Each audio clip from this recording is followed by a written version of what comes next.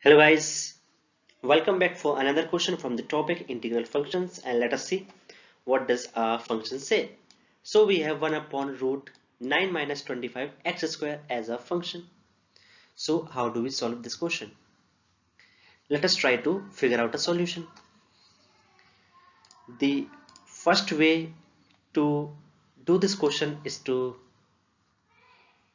simplify the denominator part, that is root of 9 minus 25 x square.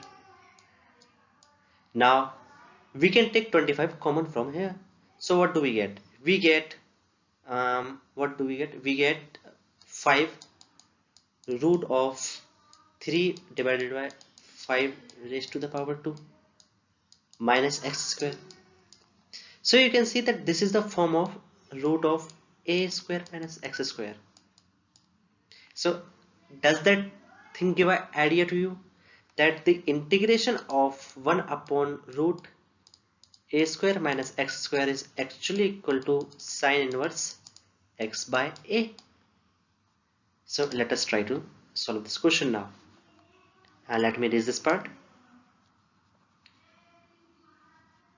Okay, so the first step is that they have just tried to simplify the question first. So they have assumed 5x is equal to t, that makes 5 dx is equal to dt. So now we have 1 upon 5 integration of 1 upon root 9 minus t square. 1 upon 5 in integration of 1 upon root 3 square minus t square, as 9 can be written as 3 square. Now this is 1 upon under root a square minus x square, and the integration of this function is sine inverse x by a. Sine inverse x by a.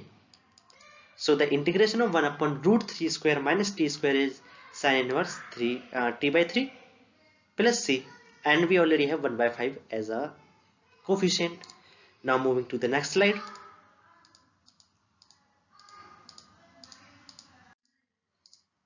Okay, now as our previous answer was in the form of t, we have to back substitute it into the original variable, that is x.